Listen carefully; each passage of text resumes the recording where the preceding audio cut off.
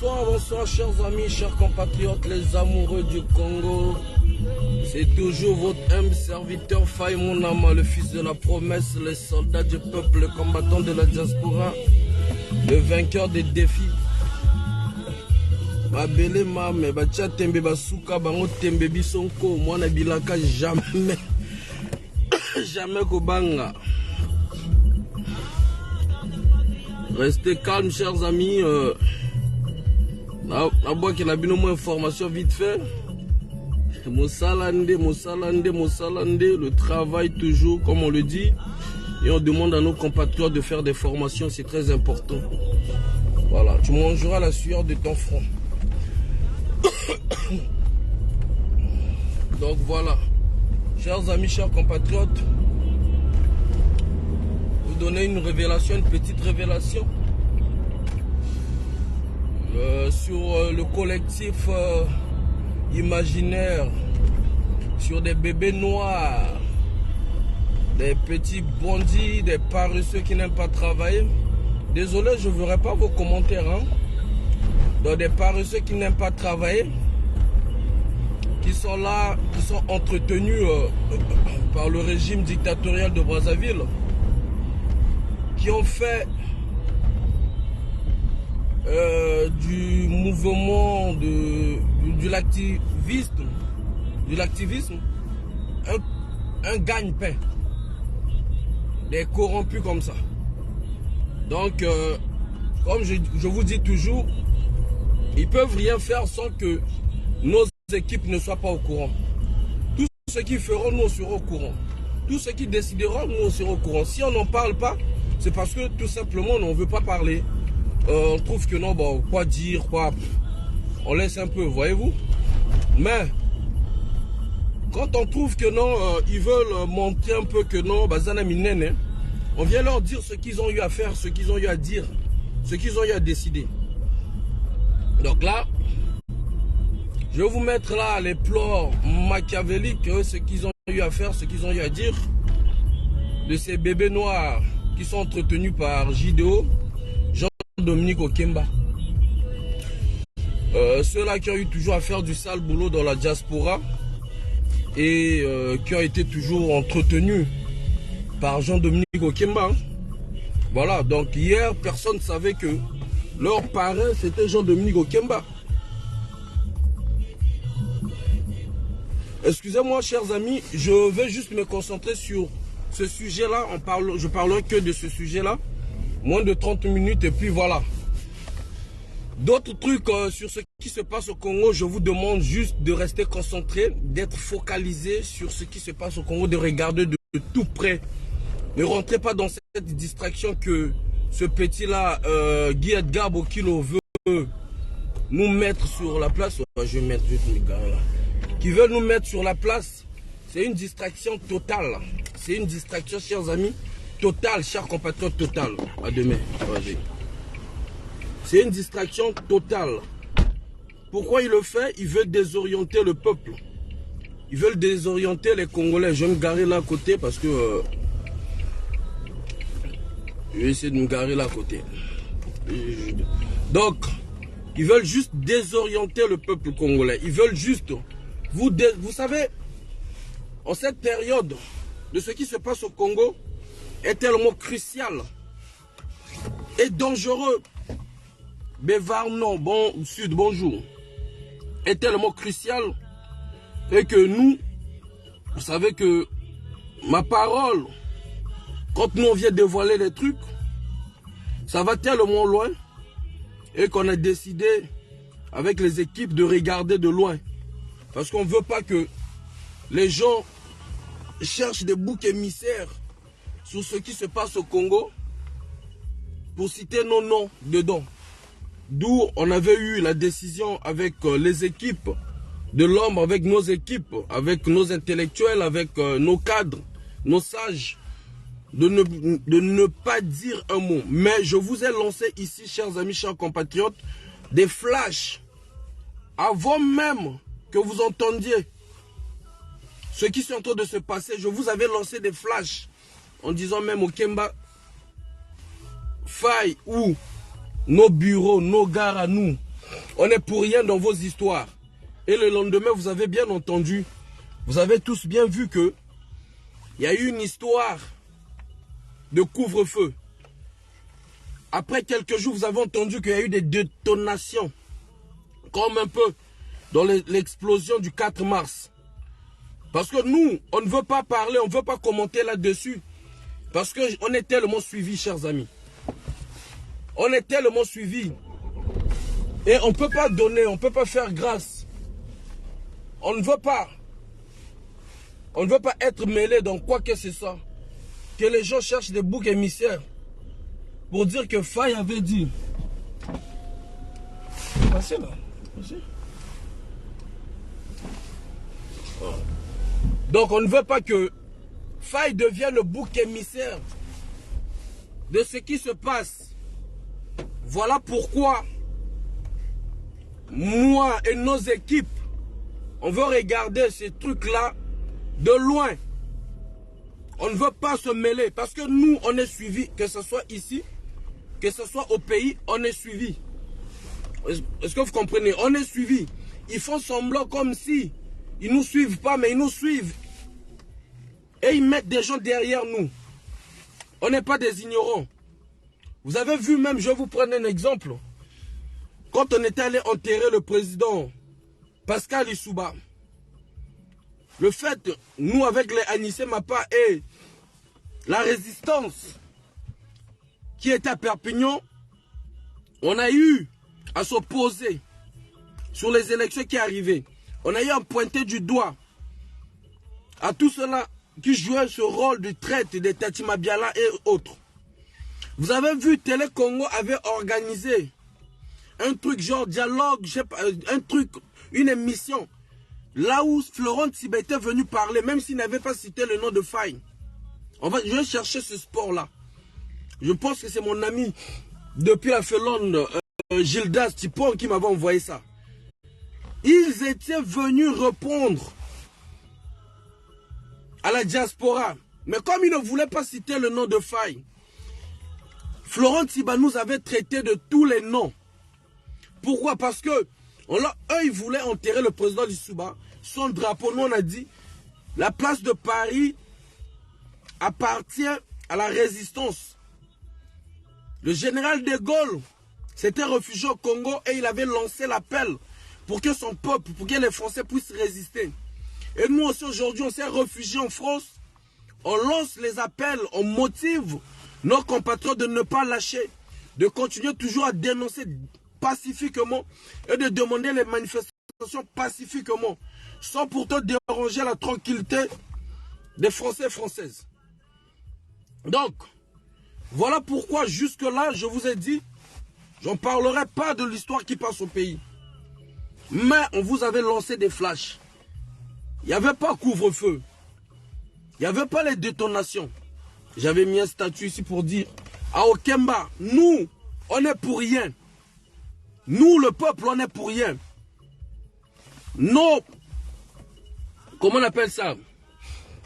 Nos cellules sont pour rien. Tu dois t'en prendre à ces voyous-là avec qui tu as eu les accords, avec qui tu travailles. Si ton nom sera sali, ça sera à cause d'eux. Parce que tu as préféré collaborer ou tu collaborais avec eux. Nous, on n'est pas dedans. Nous, ce qu'on a dénoncé, on continue de dénoncer, ce qui est anormal qu'on ridiculise un ambassadeur pour prendre des individus qui, hier, ont insulté ce même régime, qui, hier, ont brûlé les photos du même, celui-là que vous appelez président.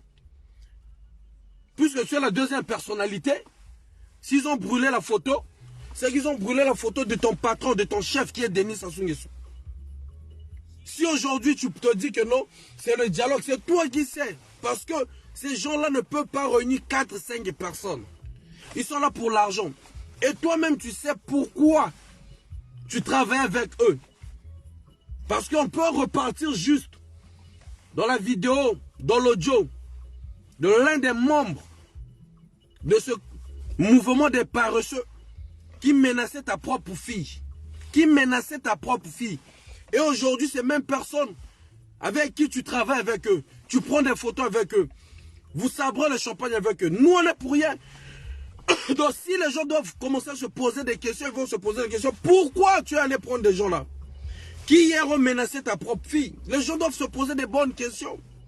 Est-ce que ces gens-là travaillaient pour toi depuis? Belle lurette, point d'interrogation, nous on ne sait pas. Donc, si ces gens-là qui ont déjà des casseroles sur leur dos et que toi tu deviens leur parrain, en un mot, tu les épaules. En un mot, leur plainte à eux, c'est toi peut-être qui appelles de gauche à droite par tes réseaux pour essayer d'affaiblir les plaintes qui sont contre tes poulets, tes poussins. Donc aujourd'hui, si il y a une question à se poser, Dominique Okemba, tu te poses des questions avec toi et tes gens qui travaillent pour toi. Parce qu'il faudrait le dire, ces jeunes-là, ces compatriotes-là, ils sont prêts à tuer. Ces compatriotes-là, ce sont les 12 apôtres de la France.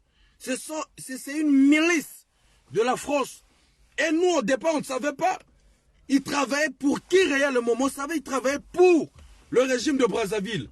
Mais aujourd'hui, nous avons tous su, nous comprenons tous que leurs parents étaient et toujours Jean-Dominique Okemba. Puisque ils ont précipité l'enterrement même de Guy Brice Parfait Kolela. Posez-vous des bonnes questions. Quand je vous disais ici, même Sassou ne voulait pas, Sassou n'était pas content que l'enterrement de Guy Brice Parfait Kolela passe dans ces conditions-là. Parce qu'il était déjà content que la mission a été réussie de tuer Parfait Kolela, de lui mettre hors d'état de nuire. Donc pour Sassou, c'était maintenant récupérer les enfants, comme il a toujours récupéré les enfants de toutes ses victimes. Est-ce que vous voyez? Mais l'équipe qui travaille pour Jean-Dominique Okemba ont écarté les enfants, ont menacé des gens. Menacer même des enfants. Faire des vidéos matin, midi, soir. Menacer la famille qui cherchait la vérité. Là, ça prouve combien de fois? Ça, ce n'est pas Sassou. Ça, ce n'est pas Sassou. Est-ce que vous voyez? Parce que dans l'idée de Sassou, c'était de ramener, d'attirer les enfants envers lui comme ses totems le demandent. Allô, bébé. J'arrive là. Ok. Tu dois travailler à quelle heure? Ok. Il y a un souci? Ok. Est-ce que vous comprenez? Sassou, son totem à lui, c'est que quand il tue, il doit récupérer un membre de ta famille. Il doit récupérer tes enfants pour te faire oublier. Pour que tu ne puisses pas voir un esprit rebelle. Prenons l'exemple de Mariam Ngouabi. Prenons l'exemple de Massamba Deba. Prenons quel exemple encore? La majorité de ces victimes. Comment il s'appelle? Celui qui était le ministre de Finances, comment il s'appelait? Ondeli. Son propre frère a été tué ici en France. Mais pour calmer Ondeli, qu'est-ce qu'il a fait? Il a nommé Ondeli. Il a toujours fonctionné ainsi. Et Sassou n'était pas d'accord. Et il n'était jamais d'accord. Et s'il avait mis des moyens à Théodorine, ils avaient mis des moyens à la famille Kolela, c'était pour chercher un apaisement. C'était pour chercher un calme qui devait réunir la famille Kolela, parce que l'affaire Kolela c'était déjà close, parce qu'un mort ne va jamais gagner les élections. Un mort ne va pas révolter des gens. Maintenant, en mettant des moyens, en faisant déplacer les gens, à la fin, vous avez vu l'enterrement de Guy Brice Parfait Kolela, c'est-à-dire, c'était comme une course. Les gens couraient avec le cadavre de Parfait Kolela. Juste pour faire une parenthèse. Donc c'est pour dire que aujourd'hui, Jean-Dominique Okemba lui-même est venu montrer à l'opinion nationale et internationale qu'il entretient des voyous, qu'il entretient des gens qui d'ailleurs, nombreux entre eux, ont fait des dégâts contre le pouvoir de Brazzaville. Donc s'ils ont fait les dégâts contre le pouvoir de Brazzaville, ce qui signifie que Okemba voulait régler ses comptes contre ses amis, contre ceux-là qui sont dans ce régime-là.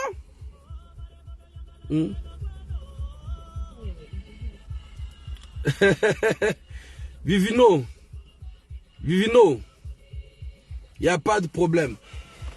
Ne t'en fais pas. Il n'y aura plus la guerre. Les histoires de la guerre, c'est déjà aboli, frère. La vraie guerre, c'est la guerre d'idéologie. La vraie guerre, c'est la guerre de la vérité. Ça, c'est la vraie guerre.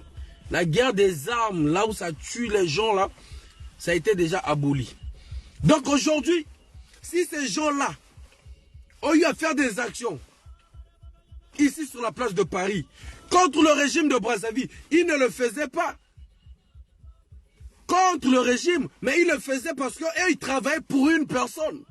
La personne, c'est qui? Point d'interrogation. Est-ce que à cette époque-là, eux, ils travaillaient pour Dominique Okemba? On se pose des questions. Leur rôle d'aller menacer ceux qui travaillent avec même Sassou lui-même, c'était pourquoi? Point d'interrogation. Bref. Donc là, on va rentrer parce que je dois démarrer. Comme je vous ai dit, je ne parlerai pas de l'histoire du Congo-Brazzaville parce que jusqu'à présent, il y a encore des tensions. Mais nous demandons au gouvernement de la République, au gouvernement, comment on appelle, du Congo-Brazzaville, gouvernement illégitime de Brazzaville. Je vous avais dit ici, quand Mboulou prendra le micro, quand Mboulou fera une sortie officielle, ce qui signifie que c'est Sassou qui l'a envoyé. Est-ce que vous vous souvenez? Sur l'affaire du général Ndengue, je vous avais dit, si Mboulou, c'est un homme, il n'a qu'à passer sur Télé Congo et contester l'affaire Morgan. Ça ne s'est jamais fait. Est-ce que vous comprenez? Ça ne s'est jamais fait. J'avais dit ici, si Mboulou, c'est un homme, il n'a qu'à contester, demander à Okongakala ou à la justice militaire de lancer les enquêtes contre l'affaire Morgan. Ça ne s'est jamais fait parce que je vous avais dit, de l'autre côté, il y avait des éléments qui étaient prêts à allumer. De l'autre côté aussi, il y avait des éléments qui étaient prêts à allumer. Donc, comme toujours, pour sauvegarder l'image du régime dictatorial, il fallait mettre balle à terre. Aujourd'hui, Mboulou est sorti pour un soi-disant couvre-feu. Mais on ne nous donne pas les explications pourquoi ce couvre-feu. Parce que nous, on sait pourquoi ce couvre-feu. Mais nous demandons au gouvernement illégitime de Brazzaville, expliquons aux Congolais pourquoi ce couvre-feu. Quand ils ont lancé juste un couvre-feu, à partir de 21 h, le lendemain, nous avons entendu les détonations, des explosions, comme le 4 mars en Pila. Murphy Mizi, bonsoir. Liso Likolo et Liso, je suis sûr que tu es déjà au courant de tout. Donc, tout, en plus, l'affaire du couvre-feu, tu l'avais prédit que ça allait se faire pour camoufler un complot qu'ils veulent faire dans le sud. Merci. Merci Murphy. Donc toi, tu suis bien très les informations. Est-ce que vous voyez qu'ils viennent nous expliquer pourquoi ils ont mis ce couvre-feu? Pourquoi? Et je vous ai dit, je vous répète encore ici. Celle ou celui qui viendra vous dire Ntoumi ceci, Ntoumi cela, il joue à un jeu dangereux. Et je répète encore ici.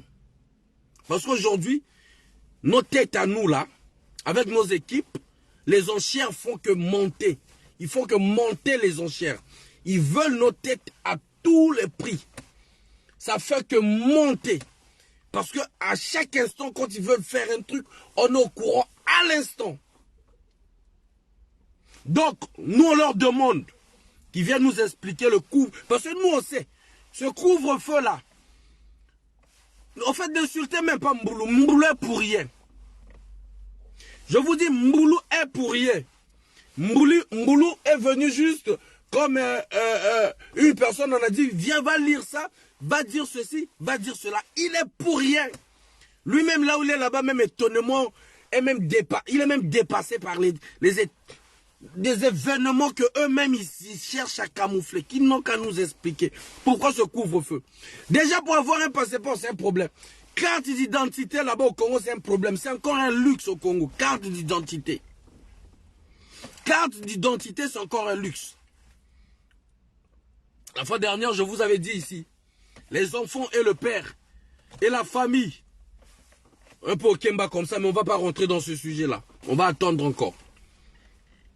On va attendre encore. Mais nous, on a déjà, on sait, le couvre-feu a été lancé pour une seule personne au pays là-bas. Une seule. Là, quand je dis ça, ils savent. Pour une seule personne. Christian Sita, bonjour. Les Congolais sont des dupes. Sans explication, on les impose un couvre-feu sans contestation. Mais je te dis, le peuple est zombifié, mon frère. Est-ce que vous comprenez? Et il y a eu la détonation à Infondo. C'est-à-dire couvre-feu, détonation à Infondo. Je ne veux pas rentrer là-dedans, mais nous, on veut que le gouvernement illégitime de Brazzaville, le premier ministre, le porte-parole du gouvernement Thierry Mungala, qui viennent nous expliquer. Ils étaient chauds pendant le Covid, à nous expliquer, barrage ceci, faites ceci. Là, ils sont incapables de nous expliquer. Merci à Porte Médard. Ils sont incapables de nous expliquer pourquoi ce couvre-feu. Mais je leur ai donné l'indice. Le couvre-feu, Mboulou n'est pour rien. Quand vous avez vu Mboulou parler, vous ressentez Mboulou, il est perdu. Les affaires sont tellement plus élevées dans leur tête. Ils ne savent plus qui faire confiance, chers amis. À qui faire confiance. Mboulou était perdu quand il parlait. Il a parlé comme un bébé. On va considérer les Congolais comme des délinquants. C'est-à-dire, il ne respecte même pas ce peuple. C'est-à-dire, pour vous dire combien de fois, lui-même, quand on lui explique les événements qui sont en train de passer, d'où je vous disais que non, il y a une guerre au sein même du PCT. Il y a une guerre des clans. Il y a ceux qui ont leurs généraux, il y a ceux qui ont leurs lieutenants, il y a ceux qui ont ceci, il y a ceux qui ont cela. Chacun doit leur ministre, chacun doit leur militaire, chacun doit leur gendarme, chacun doit leur policier. Donc le pays, c'est comme un gâteau. Chacun gouverne à sa manière. Ok? Donc là, j'ai parlé juste vite fait. Mais on en parlera, je vous donnerai plus de détails. Nous, regardons, parce que Tolingi, on ne veut pas qu'ils viennent manger le piment dans notre bouche. Nous, on regarde. Et comme par hasard, qu'est-ce qu'ils ont fait? Ils ont nommé la majorité des gens du Sud, des cadres du Sud. Et je réitère encore ici, les cadres du Sud, du Nord, malmenés, qui ont été mis aux oubliettes. Regardez cette affaire, ce n'est pas votre affaire. Parce que l'un et l'autre veut maintenant avoir entre ses épaules des gens pour le protéger, les gens pour maintenir son pouvoir. Si quelqu'un veut prendre son pouvoir, on n'est pas là-bas. S'ils veulent nous distraire, on n'est pas là-bas. Nous, on les regarde. Je rappelle encore aux cadres du Sud, Mayaka Mambou, les cadres du Sud, militaires, gendarmes, policiers, ministres, députés, sénateurs, sénatrices. Vous qui aimez aller prendre les problèmes des gens, mettre sur vous là. Mais quand c'est le pain, quand c'est le gâteau qui arrive, quand ils ont reçu l'argent du FMI là, ils se sont partagés l'argent, ils vous ont oublié. Ils vous ont dit que non, toi tu es Makoye, toi tu es des Fondo, toi tu es je ne sais pas de la Lekoumu, toi tu es je ne sais pas de la Buenza, toi tu es du Niari, toi tu es de Pokola, toi tu es... C'était ça. Mais là, ils veulent maintenant mettre en avant les cadres du Sud comme des chairs à canon.